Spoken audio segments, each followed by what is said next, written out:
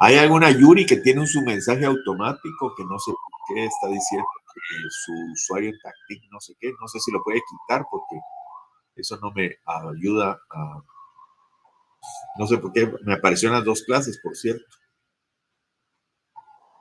Estoy admitiendo a todos los que quieren entrar y vamos por 60 alumnos.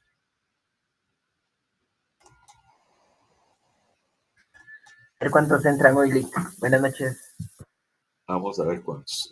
Sí, en la otra sección hay 134 o 130 o 128 estudiantes y entraron hoy 134, o sea, como que se nos están colando algunos cuantos.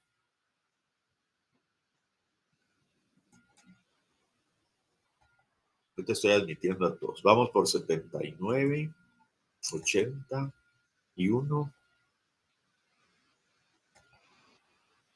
84, 85, 86. ¿Leyeron las sentencias, jóvenes? Sí, licenciado.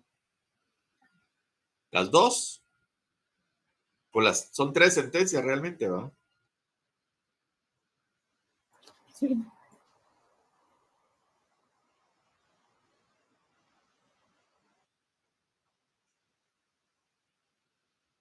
Ya pasamos de 100.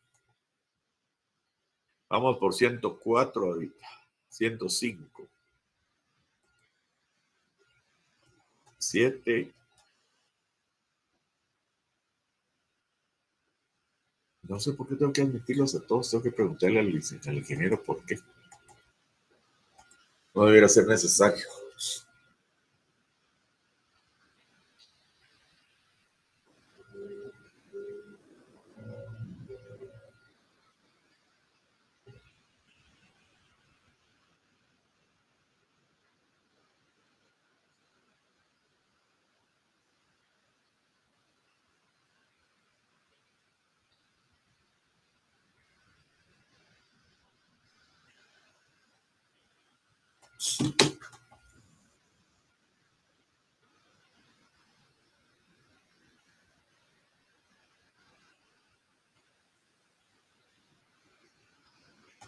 También les pedí que leyeran los artículos del, creo que es 280 al 292. ¿Me hicieron favor? ¿Dónde está eso? Aquí está.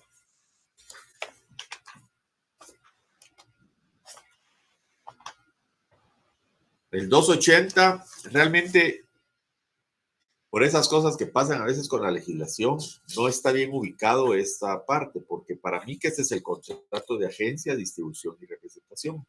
Pero aquí lo pusieron en la parte que habla de los auxiliares de los comerciantes, en el capítulo 2 del libro primero, me imagino yo. No, del libro segundo. Título 2, auxiliares de los comerciantes. El capítulo 1 es factores y dependientes, con lo que yo estoy de acuerdo que se haya ubicado, pero el capítulo 2 ya habla de agentes de comercio, distribuidores y representantes. Y realmente esto debiera estar, por ser un contrato de agencia o de distribución o de representación, debiera estar ubicado en el libro 4, donde estamos hablando de los contratos mercantiles, como un contrato mercantil más. Sin embargo, el legislador lo ubicó como auxiliares de los comerciantes, agentes de comercio, distribuidores y representantes. Porque habla de los dos tipos de agencia que hay, la dependiente y la independiente. Para que les quede un poquito claro, el agente dependiente es aquel que trabaja en una compañía de seguros vendiendo seguros, como empleado de la compañía de seguros. Su trabajo es vendedor de seguros, pero tiene prestaciones laborales, es un trabajador de la compañía de seguros.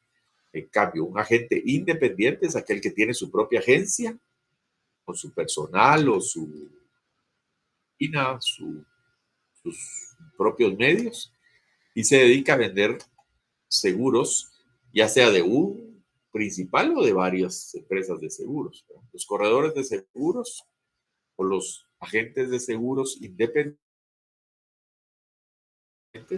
a veces son solo agentes de una compañía de seguros o pueden ser agentes independientes de varias compañías de seguros. ¿verdad? Como alguien que tiene representaciones, como que alguien que tiene representaciones de varias casas comerciales del exterior, ¿verdad? Ese sería un representante o un distribuidor de varias marcas o de varios principales. Entonces, así es como está clasificado. Sería bueno que, por favor, si no lo han hecho, lean los artículos del 280 al 292 del Código de Comercio, que es a lo que se refieren esas sentencias que vamos a ver hoy. Y sería ideal que ya las hubieran leído. Bueno, tenemos 140 participantes. Y lo divertido es que en la clase solo hay como 130 o 128 estudiantes inscritos.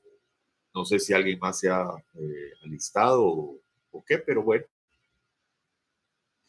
Bienvenidos y vamos a analizar las sentencias. Espero que hayan tenido oportunidad de bajarlas del sistema. Y yo lo que hago es que las imprimo en papel, porque como son largas y es bueno subrayar y demás, entonces les recomiendo que las puedan ustedes imprimir y las tengan para poderlas entender mejor.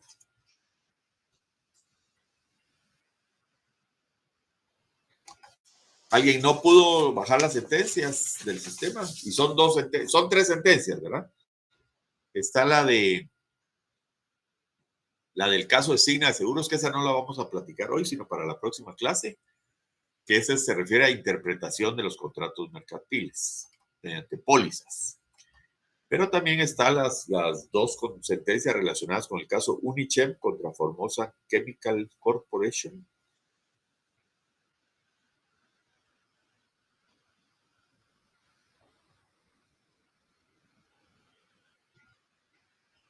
Que es una sentencia de casación y una sentencia de amparo. Desafortunadamente, la sentencia de amparo es previa a la sentencia de casación, la segunda sentencia de casación, porque la historia del caso es la siguiente. No sé si alguien me quiere explicar cómo fue el caso, que me quiera compartir qué entendió del caso. Les agradecería. Voy a decir más o menos lo que yo entendí. ¿Quién habla? Mildred. En el caso de Michem, Gracias, era como representante de otra empresa, entiendo yo aquí, del extranjero, pero de repente esta empresa le dijo que le iba a bajar las comisiones. Unichem no aceptó y entonces dejó de trabajar con ellos, así de sencillo, y no le dejó pendiente comisiones por pagar. Básicamente, yo no creo que le haya dicho que le iba a bajar las comisiones, sino que solo le dejó de pagar 2 años de comisiones y contrató a la que era, no sé si era empleada, secretaria, vendedora de Unichem, y le dijo, ahora usted va a ocuparse de la venta de nuestros productos. Es correcto. En un momento dado, contrataron a una señora que se llama Blanquestela Chuy Ochoa de Rodríguez, quien laboraba para Unichem para atender la venta de todos los productos que la entidad que representa comercializaba, que Unichem comercializaba, sin haber hecho pago de las comisiones atrasadas que corresponden al mes de mayo del 2000 al mes de abril del 2002, omitiendo indicar en qué forma se cancelarían, lo que motivó el presente caso. Esa es básicamente la demanda que plantea Unichem contra Formosa Chemical. Sí, Mildred, así es. Gracias. ¿Qué más entendió? Bueno, en casación pareciera, ¿verdad?, de que no hubieran tomado en cuenta los documentos, los fax creo que eran, y solo se basaron en que ya había un contrato con otra empresa y que con esa empresa era realmente con el que tenía la representación y que ellos no. Correcto. Después originalmente, Formosa Chemical había contratado con una que se llama MIC International Corporation, algo así, ¿verdad? Y tenía un contrato de representación con ellos. Exacto. Y aquí en la demanda dicen que... Era un contrato de compraventa que ellos no comprendían por qué lo habían asumido como un contrato de representación. Es lo que entendí yo, pero no sé. Vamos a ver qué dice aquí la demanda, ¿verdad? Porque dice...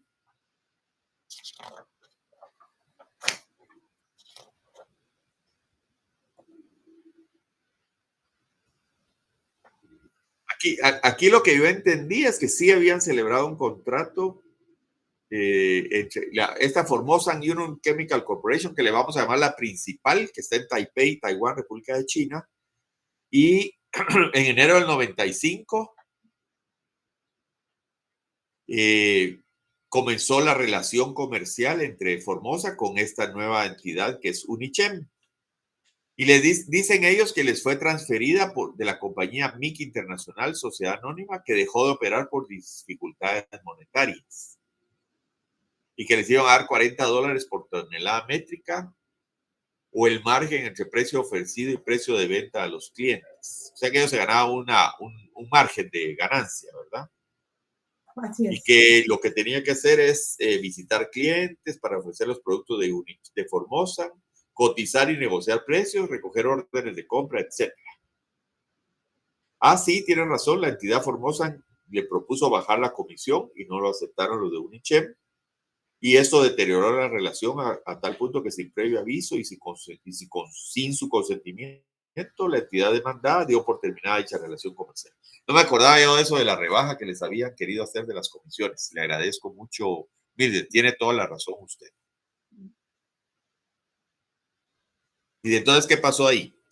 Bueno, en casación le dieron más interés a ese contrato que tenían con ¿Qué pasó en primera instancia? ¿Qué pasó en cada etapa procesal? ¿Qué en pasó primera en primera instancia es que no, como que no le dieron la valoración, o sea, como que la prueba la evaluaron en conjunto y la valoración después, o sea, como que no, como que no fue aprobada o sea, que la prueba como la que lo hubieran desestimado, algo así. Declararon con lugar las excepciones de inexistencia de la relación.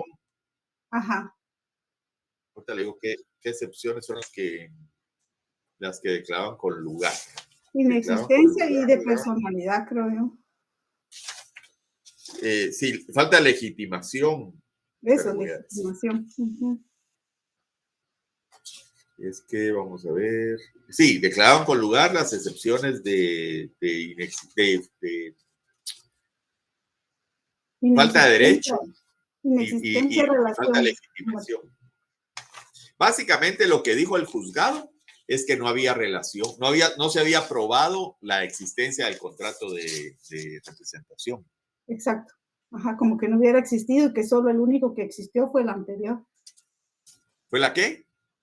Que el único que había existido fue con la empresa anterior. Con la MIC. Ajá, y que con ellos no se había comprobado que hubiera relación a pesar de contrato de comercio, ¿verdad? Que hubiera contrato mercantil. Sí, correcto.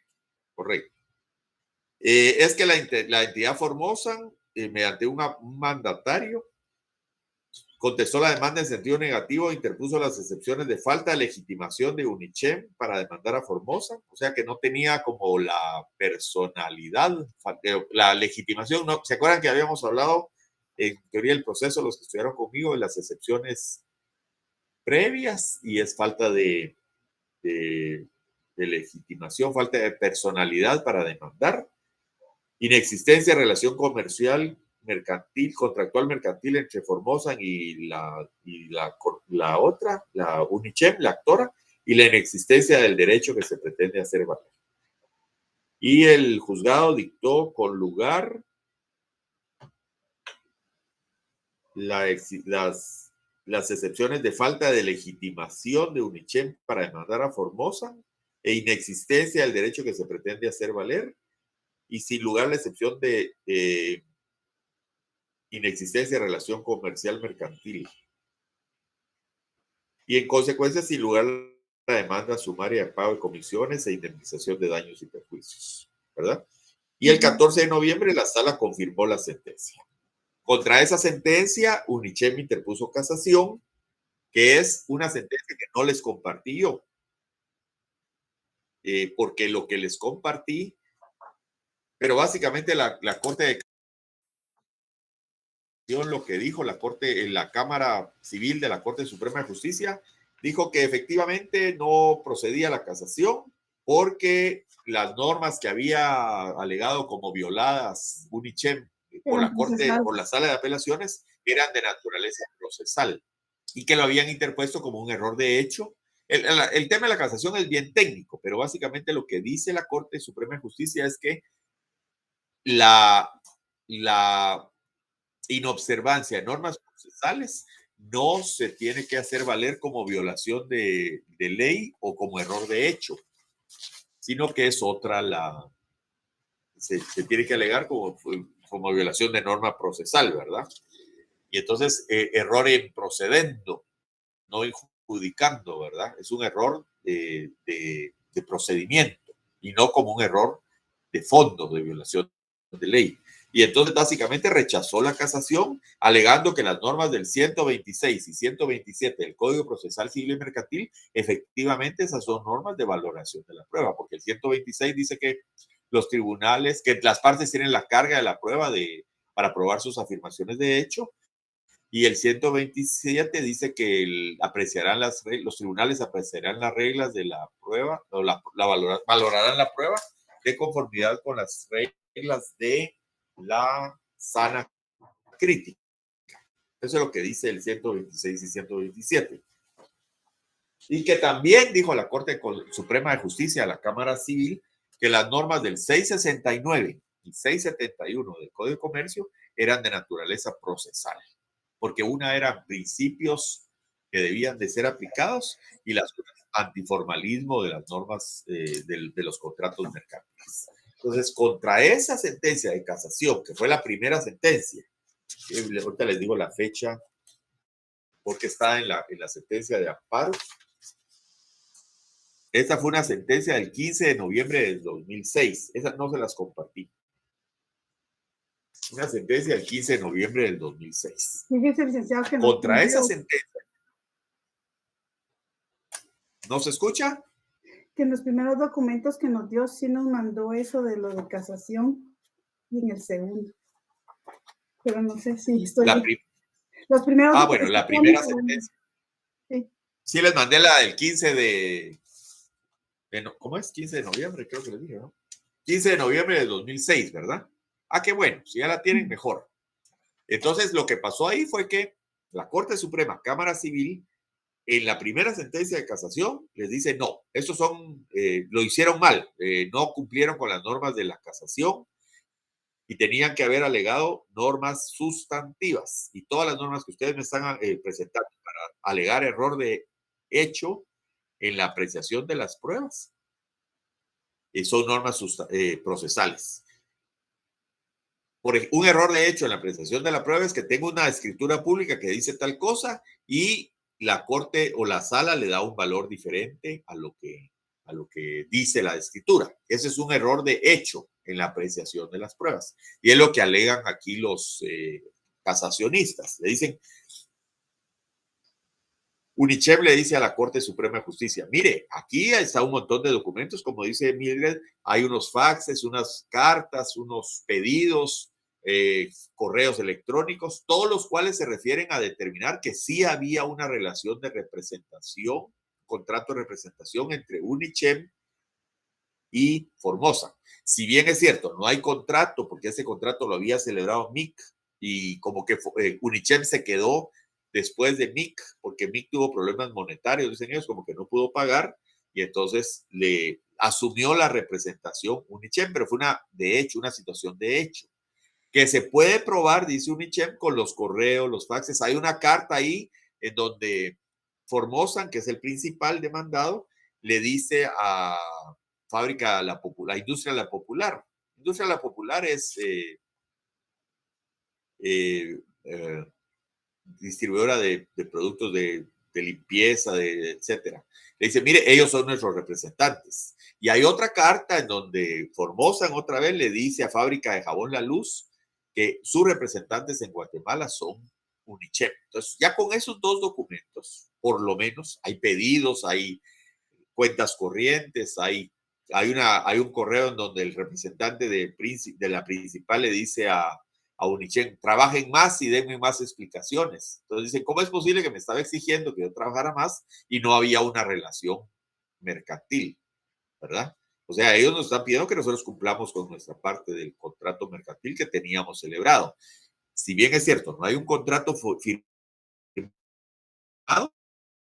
los contratos de comercio no están sujetos para su validez a formalidades especiales. Cualesquiera que sea la forma y el idioma en que se celebren, las partes quedarán obligadas de la manera que aparezca que quisieron obligarse. Y no se buscarán interpretaciones arbitrarias para modificar o para alterar sus efectos naturales, que es lo que quisieron las partes, ¿verdad? Entonces, lo que está alegando Unicheme le está diciendo a la Corte Suprema, mire, ni el juzgado ni la sala le dieron valor probatorio a estos documentos para tener por acreditada la existencia de una relación de contrato de representación. Hay que decir que el contrato de representación y de agencia y de distribución no están definidos. O sea, a veces uno dice que ¿dónde es representación, dónde es distribución y dónde es agencia? Pues se parecen mucho. Unos dicen, no, es que el de representación es el que gestiona pedidos. O sea, yo voy ahí y le digo, mire, usted es representante de Formosa. Sí, va, entonces yo quiero colocar aquí un pedido, yo le tramito, le mando el pedido a Formosa y Formosa me manda el producto y yo se lo despacho. Yo solo me encargué como de vínculo, de ser el representante entre uno y otro. Otros dicen que el distribuidor compra el producto del principal y lo vende a través de sus canales propios aquí en el lugar, ¿verdad? En Guatemala. Y que el agente es el que se encarga de promover las ventas y de ser un representante, digámoslo así. Pero es que agente, en inglés lo complica mucho porque en inglés la palabra agente quiere decir como representante. Entonces no está definido. Para mí que se trata del mismo, se puede tratar del mismo contrato, aunque a veces se le llame de agencia, otros de representante y otros de distribuidor, ¿verdad? Pero para decirles algo, el agente aquí sería la COFAL, que es la gente tiene la agencia de la Toyota en Guatemala. El distribuidor sería alguien que trae productos y los distribuye de una o de diferentes compañías. Compra el producto y lo distribuye aquí en Guatemala por sus canales de distribución propios.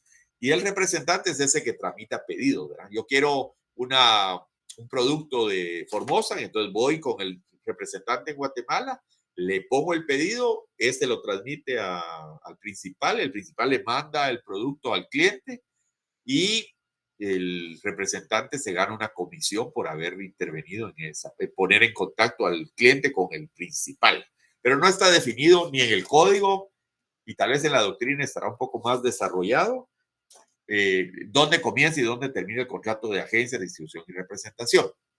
Si a mí me preguntan, a mí el que me gusta se llama contrato de agencia independiente.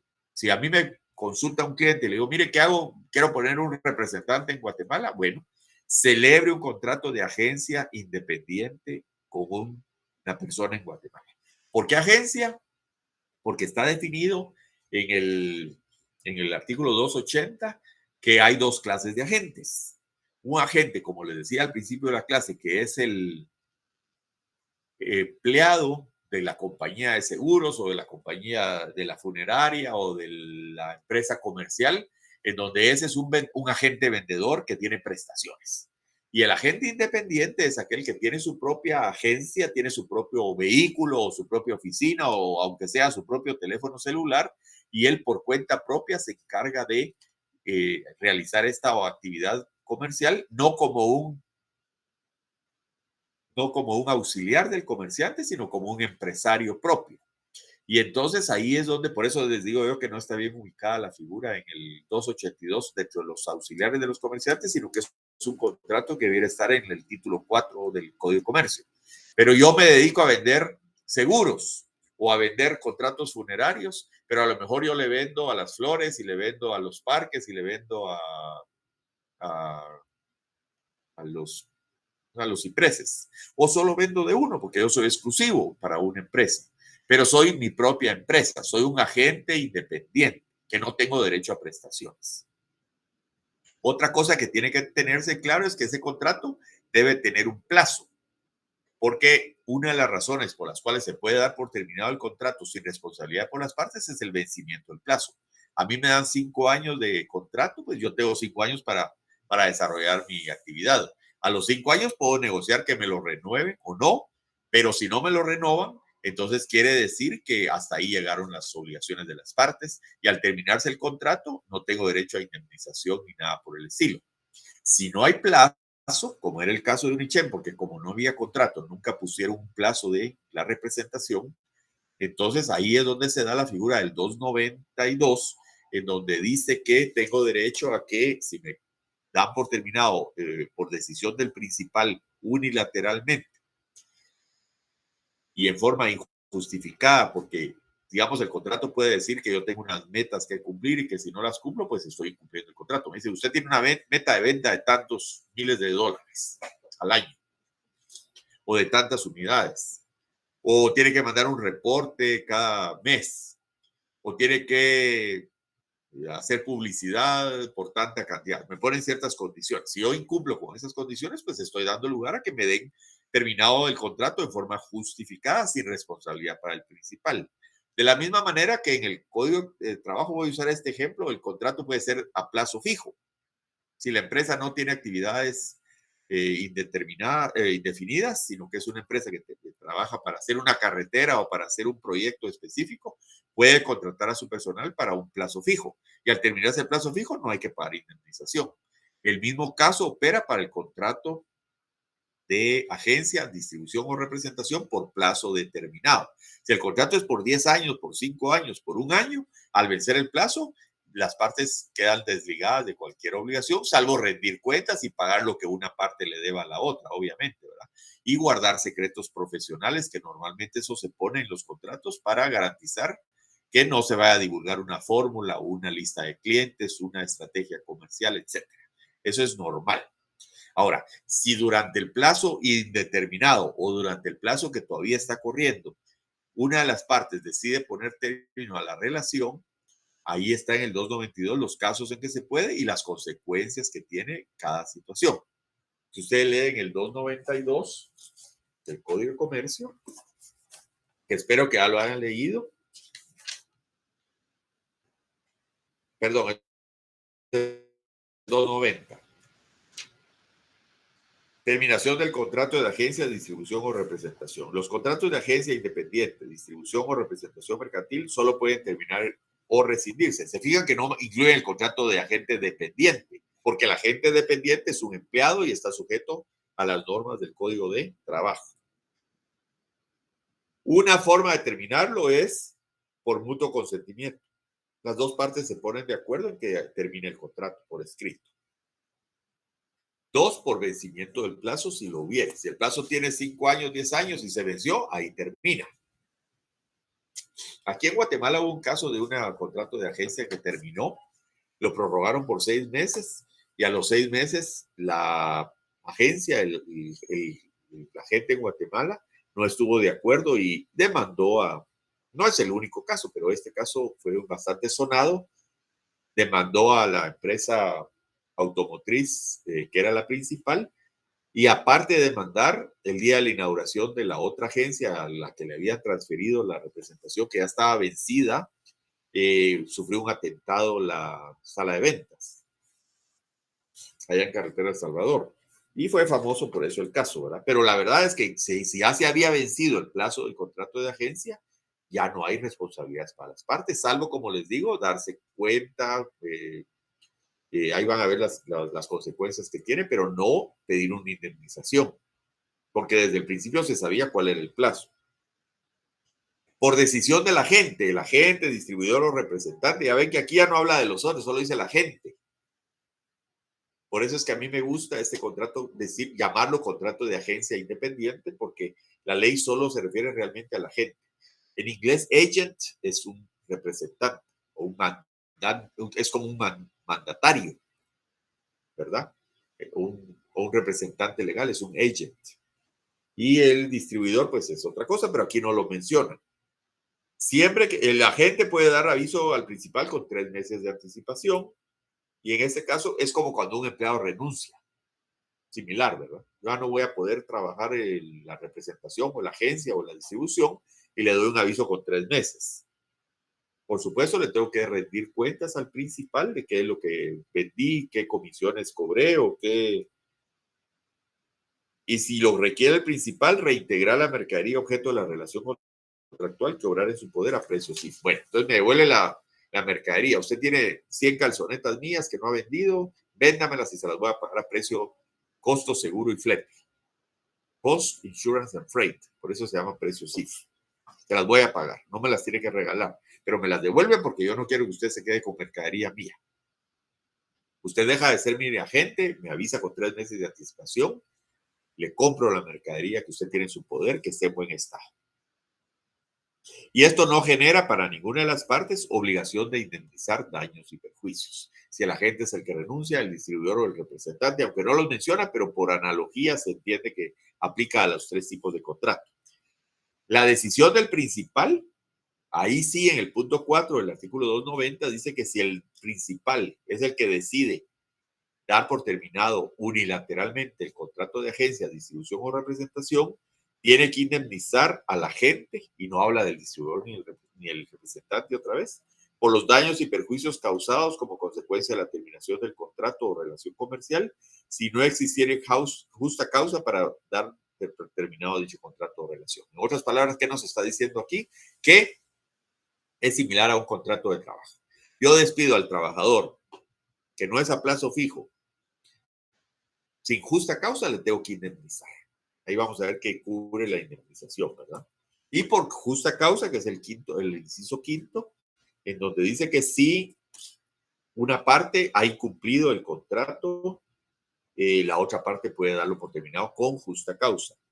Se entiende que existe justa causa y puede invocarla a su favor cualquiera de las partes, el incumplimiento o contravención de la otra parte de las obligaciones que hubiera convenido, la comisión de algún delito contra la propiedad o persona de una parte contra la otra, y la negativa infundada de una parte a rendir los informes y cuentas o practicar las liquidaciones relativas al negocio en el tiempo y modo que se hubiera convenido. El contrato normalmente se pone que mensualmente o semestralmente o anualmente hay que hacer liquidación de las cuentas, ¿verdad? Si no se hace, esa es una justa causa para darlo por terminado. Y el principal también puede terminar el contrato con justa causa si el agente divulga o informa a terceros sin la debida autorización de todo hecho, dato, clave o fórmula cuyo secreto se le haya confiado por virtud del respectivo contrato. O sea, si reveló secretos industriales o comerciales del principal, es una justa causa para dar por terminado el contrato de agencia, distribución o representación. O si le baja el promedio de ventas o coloca los bienes o servicios o la colocación de los bienes o servicios convenidos por negligencia o ineptitud del agente comprobada judicialmente. Aquí sí hay que probarle que fue causa de la negligencia o ineptitud del agente distribuidor o representante que las ventas bajaron o se dejaron de colocar los productos, el promedio que se venía colocando. En caso de que no se demuestre que fue por negligencia o ineptitud del agente, distribuidor o representante, se tiene que pagar la indemnización a que se tiene como despidos o terminación del contrato en forma unilateral sin justa causa y hay que pagarle una indemnización al agente. Y el agente, distribuidor o representante también puede dar por terminado con justa causa el contrato cuando el principal llevar a cabo actos que directa o indirectamente impidan o tiendan a impedir que la gente cumpla con el contrato. Si, por ejemplo, no le despacha mercadería o deja o nombra a otro, o no le despacha básicamente mercadería, le hacen pedidos y dice, miren, no se los mando. ¿Y por qué? Porque no. Puede ser que haya cambiado el producto, la línea, etcétera, pero si está el producto y no permite que el agente cumpla con el cometido del contrato, es una justa causa para el agente, distribuidor o representante para dar por terminado su contrato en contra del principal. Si hay controversias, se puede acudir a la vía sumaria o al proceso arbitral.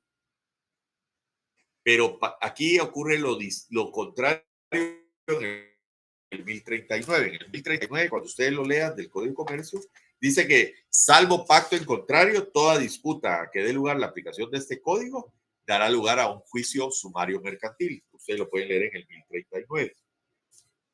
Normas supletorias. Perdón. Procedimientos mercantiles, vía procesal. A menos que se estipule lo contrario en este código, todas las acciones a que dé lugar su aplicación se ventilarán en juicio sumario, salvo que las partes hayan convenido en someter sus diferencias a arbitraje. Este artículo 291 dice lo contrario. Se irán a arbitraje, salvo que hayan dicho que es juicio sumario. O sea, cambia el principio, ¿verdad? Si no se establece de manera expresa que debe dirimirse la controversia por vía sumaria, se estará al juicio arbitral, al procedimiento arbitral.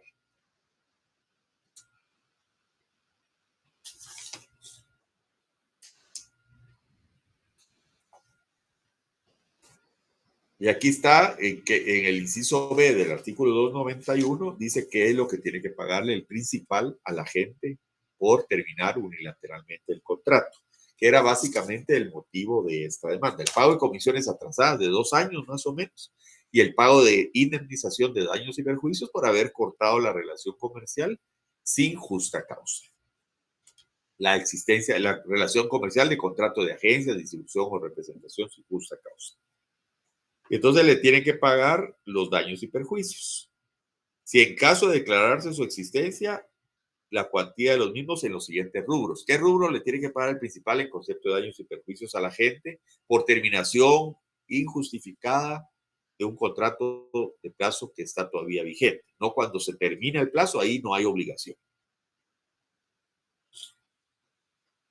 1. Por concepto de gastos directos y de promoción o propaganda que se hubiera efectuado con motivo y para los fines del contrato durante el último año. Todo lo que hubiera hecho de publicidad, propaganda, artículos promocionales, eventos y todo para promover la marca durante el último año hay que pagárselo al agente, distribuidor o representante.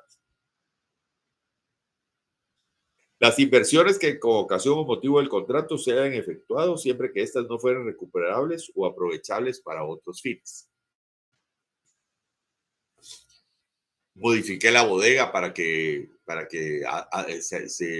se pueda dar servicio a ese tipo de productos. Compré maquinaria para darle servicio a estos productos. Pero vamos a admitir a un par de estudiantes. Tenemos una cifra de 135 ahorita.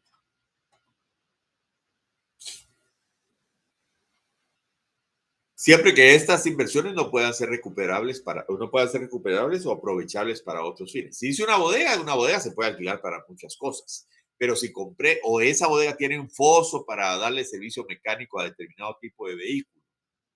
Voy a inventarme algo, son vehículos eléctricos, ¿verdad? Y tengo cargadores y tengo todo el equipo para darle servicio a carros eléctricos, que no son los mismos equipos y materiales que voy a usar para carros normales.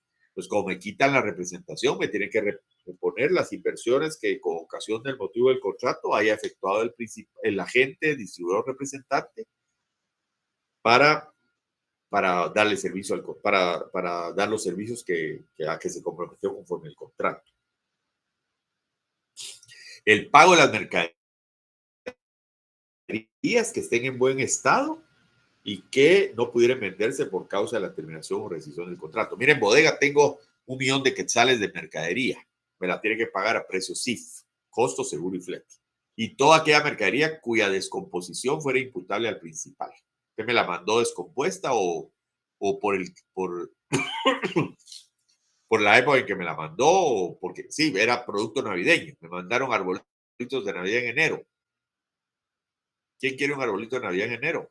Ni los basureros. Entonces, eso es mercadería que se tiene como destruida o descompuesta por causa del principal. Si me la mandó en enero, esa mercadería tendría yo que esperar hasta diciembre a venderla o noviembre a venderla. Esos arbolitos de Navidad o ese producto escolar que me mandan fuera de la temporada escolar o producto de Semana Santa que ya no se vende en verano, sino que ya estoy en invierno. Entonces, como me cortan la relación comercial, me tienen que comprar esa mercadería. Y la indemnización que le tenga que pagar el agente, distribuidor, representante al personal que tenga que despedir por haber sido cortada la relación comercial, terminada la relación comercial que había con el principal. Esos son los rubros que se tienen que incluir en el pago de la indemnización a que tiene derecho la gente cuando unilateralmente dan por terminado el contrato sin responsabilidad de la parte. Ahora, ya se me fue un poquito de tiempo y les tenía que explicar. Primero se dicta esa sentencia del 15 de noviembre del 2006. No acogen la casación y dicen la sentencia, no, sin lugar la casación. Entonces recurre de amparo Unichem ante la Corte de Constitucionalidad. Y esa sentencia sí me parece muy acertada. No me parecen acertadas ni la sentencia del juzgado de tercero de primera instancia, que declaró sin lugar la demanda, ni la sentencia de la sala tercera, que declaró sin lugar la demanda, confirmó la sentencia de primera instancia, ni la primera sentencia de la Corte Suprema de Justicia, Cámara Civil, que dijo que no procedía a la casación porque los artículos que se estaban citando como violados eran de naturaleza procesal y que entonces el submotivo no era error de hecho y violación de ley, sino que tenía que ser error improcedente, ¿verdad? Y entonces declaran sin lugar la casación. La Corte de Constitucionalidad, en un amparo en única instancia contra la Corte de Constitucionalidad, contenida en la sentencia del expediente 368-2007 del 15 de mayo del 2008, que se interpone contra la Corte Suprema de Justicia por haber dictado esa sentencia del 15 de noviembre del 2006, que desestimó el recurso de casación, le dice en amparo, concedo el amparo a Unichem. Básicamente, para abreviarlo, ustedes por favor lean toda la sentencia, pero dice que esta corte advierte que en cuanto al subcaso de procedencia que existe error de hecho en la apreciación de la prueba, no existe el agravio, porque sí hubo análisis de las mismas en forma conjunta, lo que decía Mildred, que sí habían analizado todas las pruebas, aunque sea en forma conjunta, y que el hecho de que no hubieran valorado la prueba para darle, considerar existente el contrato de agencia o de distribución o de representación, no implicaba un agravio que fuera subsanable por el amparo. No significa que el mismo no se haya realizado por parte de la Sala Tercera de la Corte de Apelaciones del Ramo Civil y Mercantil. Pero respecto al subcaso de procedencia de que existe violación de ley y aplicación de la ley y aplicación indebida debe ser de la ley, especialmente de los artículos 669 y 671 del Código de Comercio, sí concurre la vulneración manifestada por la accionante por Unichem, pues tanto la Sala como la Cámara Civil de la Corte Suprema de Justicia, al no aplicar ni interpretar el contenido de dichos artículos, el de verdad sabida y buena fe guardada a manera de conservar y proteger las rectas y honorables intenciones de los contratantes, y el 671, que dice que los contratos mercantiles no están sujetos para su validez a formalidad alguna, esos artículos, los cuales bajo ninguna circunstancia pueden tenerse como de tipo procesal, sino que su contenido es sustantivo. Esta es la base de la amparo. O sustancial, ya que se trata de principios filosóficos que inspiran al derecho mercantil y las formalidades de los contratos mercantiles, aplicables totalmente al caso de mérito de además la propia autoridad impugnada en la página 17 de la sentencia de casación, de la primera sentencia, les da el carácter de naturaleza procesal. Ya le está diciendo, le está jalando las orejas a la Corte Suprema, le dice usted le está dando carácter procesal a estas normas que son instrumentales, procesales o adjetivas de las normas de fondo, sustantivas, ¿verdad? Las normas sustantivas o de fondo o adjetivas son las que nos dicen el cómo tenemos que litigar y no se refieren al fondo del asunto, sino al procedimiento. Entonces, lo que está diciendo aquí, que estas normas 669, ¿qué principios dijo el licenciado? Disculpe. El de verdad sabida y buena fe guardada. Leslie. Sí, fidelidad. Gracias, licenciado. Lo cual, como ya se dijo, sí constituye un agravio a los derechos de defensa del principio jurídico del debido proceso. Entonces dice que resulta pertinente acoger la petición que en amparo se formula con el objeto de que la autoridad impugnada aplique e interprete correctamente el contenido de los artículos 669 y 671 del Código de Comercio al momento de emitir sentencia en el recurso de casación interpuesto por la accionante.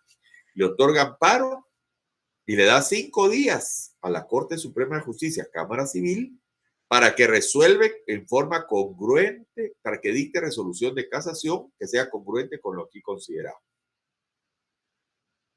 Bajo procedimiento que en caso de incumplimiento se le impondrá multa de 1,000 quetzales a cada uno de los miembros que integran la Corte Suprema de Justicia, Cámara Civil. Lamentablemente, el recurso de casación lo volvió a resolver la Corte Suprema en el expediente mismo 80-2006, que dice Corte Suprema de Justicia, Cámara Civil, 4 de junio de 2008. O sea, dentro de los 5 días de recibido, se integra por los suscritos y en cumplimiento de lo resuelto por la Corte de Constitucionalidad en sentencia de 15 de mayo del 2008, dentro del amparo,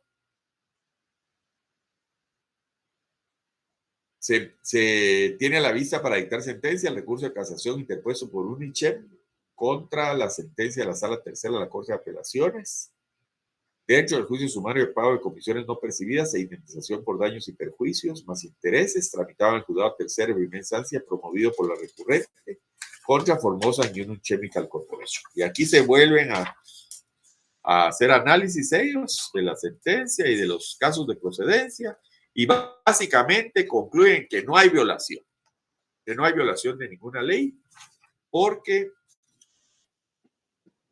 aquí hace un nuevo análisis y dice en la página, en el análisis del punto B, la violación de ley, porque el punto A, la Corte de Constitucionalidad, de Constitucionalidad les había dicho que como eran normas procesales, no era ese el caso de procedencia, pero en el de violación de ley, que la Corte de Constitucionalidad les dice, ahí sí hubo violación y procede el amparo.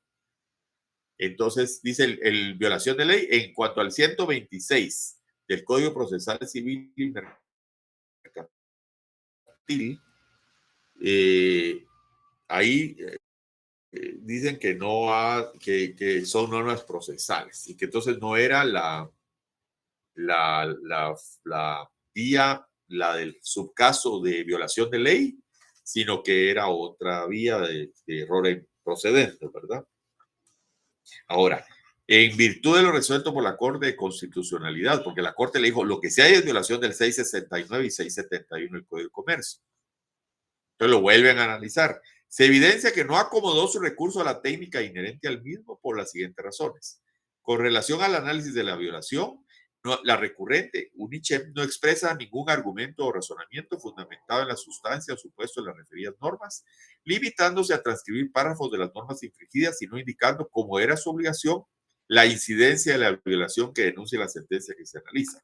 Es decir, lo que están diciendo es que el recurrente no dijo lo que debían de haber interpretado, que sí existía contrato de representación, porque si se hubiera aplicado la verdad sabida y buena fe guardada del 669 y del 671, el antiformalismo, esos faxes, correos, cartas que están aportadas se tenían que haber interpretado en el sentido de que sí hay un contrato de representación. Y ellos, lo que dice la Corte Suprema de Justicia, Cámara Civil, perdón, es que no se hizo ese análisis. Dice, los defectos indicados imposibilitan hacer el examen de fondo de las impugnaciones para establecer si fueron infringidas las leyes que se citan como tales. O sea, se agarraron básicamente de un mal planteamiento del recurso de casación, dicen ellos, porque no indicaron la incidencia que la violación que tenía no ajusta o subsume a la técnica que exige el recurso de casación. Por ese motivo de fondo, pues estando la facultad del tribunal en esos casos limitada al examen de los argumentos del interesado, o sea, como que dice, usted nos tenía que haber planteado cómo debió haber interpretado la sala el 669 y el 671 para el caso concreto. Como no nos dijo cómo tenía que haberlo interpretado, no podemos concederle la casación. O sea, básicamente mantuvieron su criterio de que no había violación de ley porque el recurrente de la casación no les dijo cómo era que debiera haber interpretado y qué incidencia tuvo la mala actuación de la sala en el caso concreto decreto y que si lo hubiera hecho bien, cómo debiera haber resuelto la sala. Eso es lo que le están diciendo aquí. Y el 78-71, este es un decreto que estuvo vigente del año 71 al 89, me parece. Si ustedes ven ahí en el contrato de agencia de distribución y representación, habla de un decreto 8-89, me parece. Ya les digo exactamente el decreto. El 270 es del año 70 cuando sale el Código de Comercio. Al año siguiente,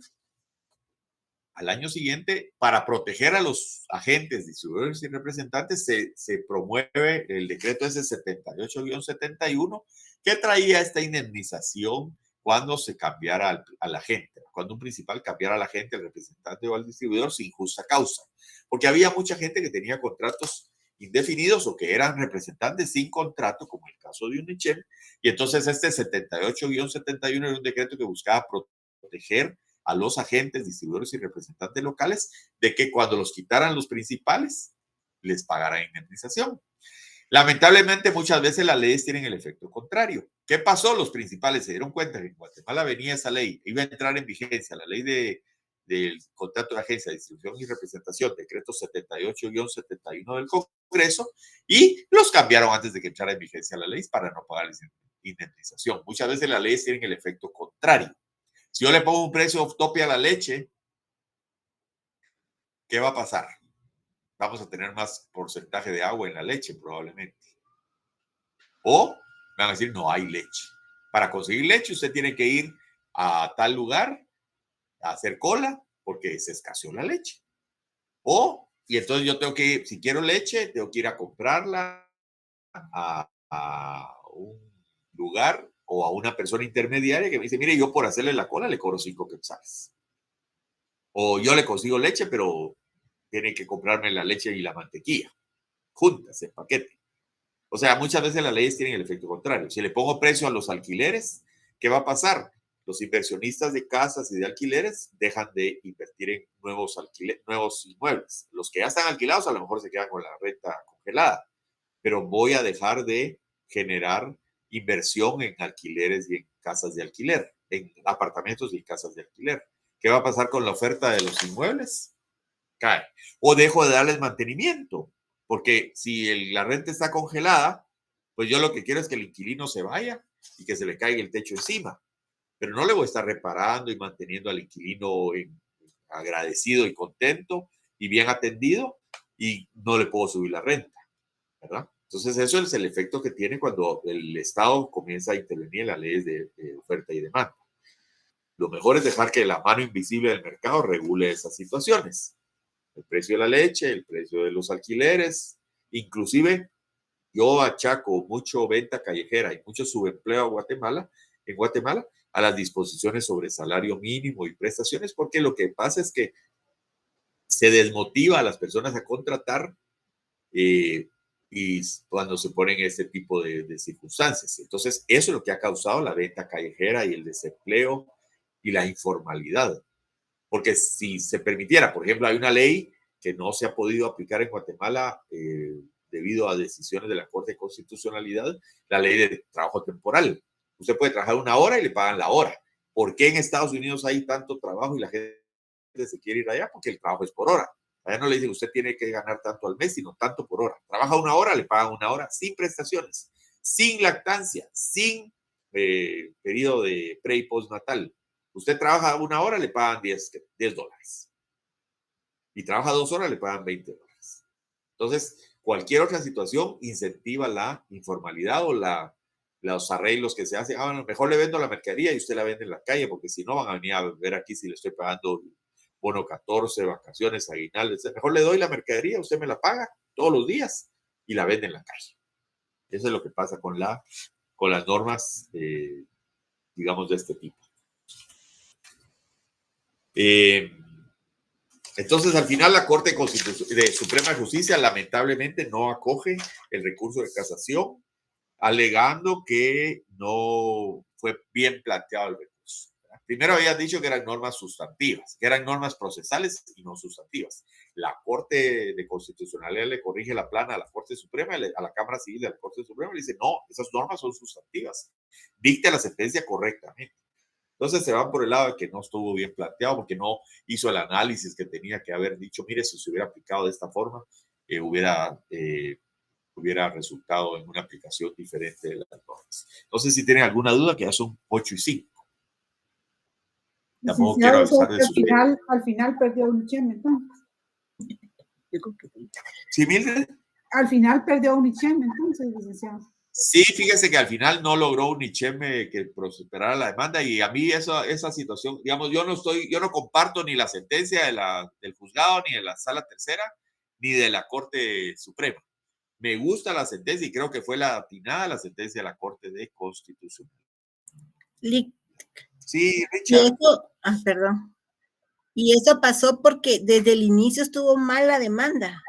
O sea, no tomaron... Yo creo que la demanda estaba buena. La demanda estaba buena. Yo creo que no aplicaron a mi criterio. Puede ser que me equivoque, pero a mi criterio es lo que les decía el otro día. El juez mercantil, esos son jueces civiles y mercantiles. Cuando un juez resuelva un caso mercantil, tiene que tener presente los principios mercantiles, como un juez laboral que tiene que tener los principios laborales en la punta de la lengua.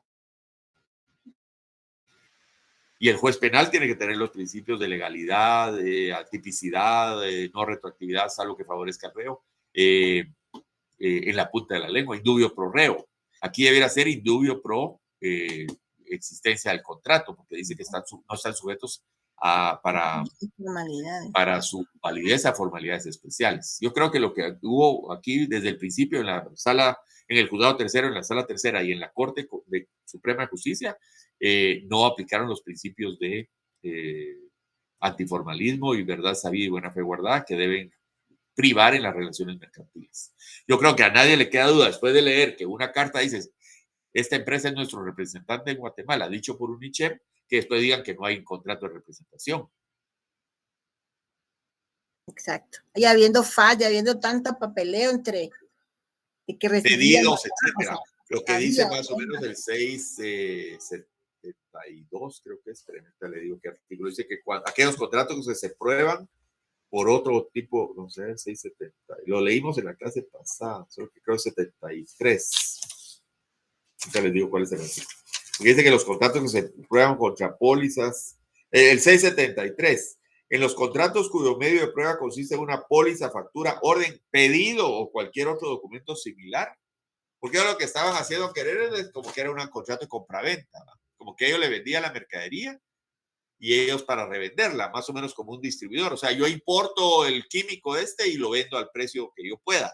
Pero no era la situación porque había una comisión de $40 por quintal, me parece. Richard Zapón, sí, Richard Salvador. Buenas noches, tengo una inquietud. Entendí que el mal planteamiento del recurso de casación fueron por 3 puntos, que no se manifestó cómo debió haber interpretado la sala. Segundo, qué incidencias tuvo. Y tercero, cómo debió de haber resuelto la sala. Esos 3 puntos siempre van dentro de un recurso de casación. Pues eso es lo que dice la Corte en esta sentencia. Yo les soy muy franco, yo no soy especialista en casación, ¿verdad? Y el recurso de casación es eminentemente técnico. Y de ahí es donde se agarró la Corte, después de que le habían corregido la plana y le habían dicho, no, usted está diciendo que son normas procesales y esas son normas sustantivas, aplíquelas. Yo creo que lo correcto de la Corte Constitucionalidad, de la Corte Suprema hubiera sido Cámara Civil, hubiera sido decir, bueno, ya dije que son normas procesales y la Corte me está diciendo que son normas sustantivas. Otorgo el recurso de casación porque hay violación de la norma. No me voy a decir, no, es que no me dijo cómo debiera haber interpretado y cuál es la incidencia que tiene, ¿verdad? Puede ser que sea técnicamente correcto, pero se pusieron muy exigentes en estos requisitos. Sí mencionan que hay una sentencia de jurisprudencia, pero no, a mí no me convencieron. Aquí está. Se cita a guisa de ejemplo. Es que dicen que debe asimismo indicarse la incidencia que tales infracciones puedan tener en la sentencia respectiva. Estoy en la penúltima página, ¿verdad? Se cita a guisa de ejemplo la sentencia dictada por esta Cámara con fecha 31 de octubre del 2000 dentro del recurso de casación interpuesto por Raúl Coroy Hernández, en la cual se aceptó. Cuando se alega violación de ley, debe señalarse y analizarse la incidencia que tales infracciones puedan tener en la sentencia respectiva. Ahora, yo no tengo aquí el recurso que presentó Unichem, pero para mí que ellos estaban diciendo que si la sala hubiera aplicado los artículos 669 y 671, hubiera tenido por probada la existencia del contrato de agencia, ¿verdad? Por ejemplo, es preciso indicar que el Tribunal de Primer Grado en la sentencia de fecha 9 de febrero del año 2005 no aplica la norma referida y consecuentemente la sala no hace referencia a la misma. La no aplicación de la norma referida constituye una violación a la ley contra la cual protegen las normas que regulan el recurso de casación. O sea, lo que está diciendo el casacionista, que es Unichem, sí le está diciendo cuál es lo que debió haber hecho el juzgado y la sala, y que la Corte de Casación debe corregir esa violación de ley. Para mí que estaba suficientemente claro. Le repito, no soy experto en casación, ¿verdad? Pero sí siento que la Corte se pasó de exigente cuando le está pidiendo que le haga un análisis, cuando la Corte lo que dice es que no podemos más que analizar los argumentos del casacionista. Nosotros no podemos aportar nuestro propio análisis. Si él no nos lo dijo y no nos lo explicó, nosotros no podemos hacer el análisis que él no hizo. Eso es lo que le dicen básicamente en la sentencia. Pero a mí no me convenció la sentencia de casación, realmente. Ni la de primera ni de segunda instancia. Sí, Pablo. Puro Poncio Pilato se lavaron las manos, ¿verdad? Sí, básicamente le dice, mire usted, lástima, ¿verdad? Lástima, gracias por Entonces participar. explicó qué hacer, no lo hacemos, ¿verdad? No lo planteó bien, ¿verdad? A lo mejor hay, pero usted no nos lo dijo bien dicho. Cabal. Eso es lo que dice realmente la Corte. La Corte. Yo creo que tratándose de tema mercantil debieran de haber dicho, bueno, pues realmente quedó probada la existencia de la relación mercantil. ¿Alguna otra pregunta? Con mano levantada, ya no veo.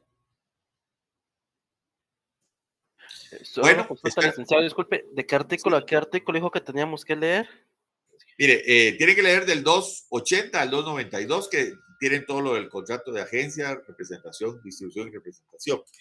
Y para la próxima clase vamos a terminar de ver el caso de Signa. Ese lo tienen que leer para la próxima clase, por favor. Muy bien. Licenciado, disculpe, ese caso de Signa, ¿en dónde lo envió? Porque es que yo tengo otros casos, uno de unos celulares y otro de unas agencias de viaje.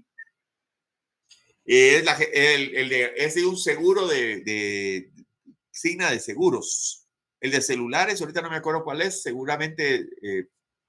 Pero, o sea, lo envió ahorita último ese de Signa. Es que yo tengo nada más esas sentencias, la de Michel, la de una cosa de agencias de viaje y... Ese es para el contrato de agencia. Pero la de Signa no está, al menos en la documentación, en la primera que usted envió. ¿Alguien sí tiene la sentencia de Signa? No sé que esté en la última, pero no. Sí, licenciado, está en Classroom. En Classroom la subí, ¿verdad? Ahí Sí. está la de Signa. Ah, bueno. Signa, sí. Es un caso de un accidente de aviación en donde se está discutiendo si procede o no el seguro, porque hay un montón de cláusulas y anexos. Entonces, realmente es un caso de interpretación de los contratos mediante pólizas, porque es una póliza de seguro. Ah, bueno, voy a bajar ese. Sí, por favor, ahí está en el clase, licenciado. Gracias, feliz noche. Buenas noches. Gracias, licenciado, feliz noche. Gracias, Luis, buenas noches. Adiós, buenas noches.